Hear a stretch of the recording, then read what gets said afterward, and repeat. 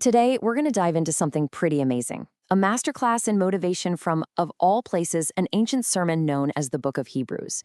We're going to break down the surprisingly modern and powerful strategies its author used to fire up a community that was right on the verge of quitting.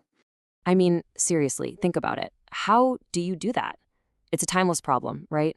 Whether you're a coach, a CEO, or just trying to help a friend who's down, getting people who are losing hope to keep going is one of the toughest things to do. Well, the author of Hebrews was staring this exact problem in the face, and their solution? Wow, it's a masterclass in persuasion. Let's see how they pulled it off. Okay, first things first, we need to get a picture of who the author was even talking to. This wasn't some happy-go-lucky group. No, the preacher was addressing a community in a deep, deep crisis.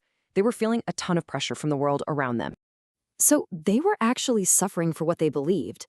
They were being ostracized by society, and their motivation was just hitting rock bottom. It had gotten so bad that some people had just stopped showing up to their gatherings altogether. So for the preacher, this wasn't some abstract theological exercise. It was a real, high-stakes communication crisis. And this is really the core of all persuasion, right? You have to move people from point A to point B. The preacher needed to get his audience from a place of despair all the way to perseverance. Now, he could have just yelled at them or maybe offered some simple sympathy, but instead, he took a totally different route, one that was as brilliant as it was unexpected. So instead of diving into their immediate problems, he did the opposite. He zoomed way, way out. With this absolutely breathtaking opening, he completely reframed their whole situation, forcing them to see their tiny problems within a huge cosmic context. And the change in perspective here is just massive. You see, they were completely fixated on their local struggles, feeling small and powerless. But the preacher redirects their gaze. He basically says, hey, listen, the most important thing happening in the entire universe right now isn't your suffering. It's that God himself has spoken through his son. He reminds them of the son's cosmic power and the incredible glory that's waiting for them. He lifts their chins, gets their eyes off the mud at their feet, and gives them a reason to keep going. Okay, so once he established that huge picture, the preacher then gives their present moment a brand new and really urgent meaning. He pulls out a powerful story from their own history to frame the choice they were facing right then and there. He brings up the story of the wilderness generation. You know, ancient Israel had been rescued, they'd seen absolute miracles, and they were standing on the very edge of the promised land. But what did they do? Out of fear and distrust, they turned back. The preacher uses this story as a perfect overlay for his audience's situation. He's telling them, that's you.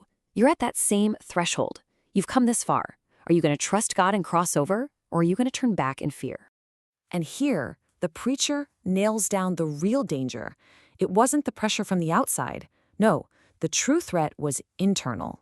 It was that their own hearts would become hard, that they'd lose their capacity to trust, become spiritually numb, and turn away from the very God calling them home. Now, this next part might actually surprise you. The preacher didn't just pat them on the back and say, there. His third strategy was to challenge them, and challenge them hard. He held them to a much higher standard of maturity and responsibility. I mean, the nerve on this guy, it's incredible. He basically tells them, look, you've been at this long enough. You should be the ones teaching others by now, not just fending for yourselves. He expected them to step up, to use what they already knew, and to take real responsibility for encouraging the others who were struggling. He wasn't just comforting them. He was calling them to be great. Strategy number 4. This one is all about respecting your audience. You know, we live in an age of sound bites and easy answers. This preacher did the exact opposite. He understood that if you want to build a faith that lasts, you have to tackle the hard questions with real substance. Just think about that for a second. He dedicated 4 entire chapters, that's a huge portion of his whole sermon, to digging into one single, complicated theological issue. He didn't avoid the tough stuff, he ran straight at it. He was showing his listeners that he respected their intelligence and that their faith was built on a foundation that could handle the toughest questions. He was giving them theological meat, not just milk.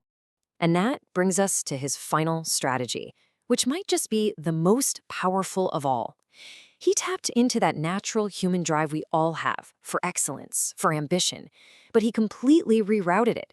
He pointed it away from worldly goals and toward a much higher spiritual purpose. You could say the preacher created his own version of lifestyles of the rich and famous, but for faith. He held up these heroes who weren't defined by money or power, but by their wild, radical loyalty to God, even when it cost them everything. He taught his audience that the shame they were feeling for their beliefs was actually a badge of honor, something worth far more than any prize this world could offer. And to really hammer this point home, he paints this unforgettable picture. He tells them their life is like a massive athletic competition, and up in the stands cheering them on are all the heroes of the faith who have run this same race before them. See? Their struggle wasn't some lonely, shameful thing. It was a noble contest with a heavenly crowd and an eternal prize on the line. So, there you have it. A 5-step masterclass in motivation from 2,000 years ago. 1. Start big. Get that cosmic view. 2. Frame the present moment so the stakes are clear. 3. Demand greatness and call people up. 4. Go deep. Answer the hard questions with substance. And 5. Completely redefine what it means to win. It's an incredible framework. You know, this ancient strategy, it really forces us to ask some big questions about our own lives, doesn't it? What's the great contest that you're in? And when you look up into the stands for encouragement, whose faces do you see? Who are the heroes that inspire you to keep running? That's a thought worth hanging on to. Thanks for digging into this with me.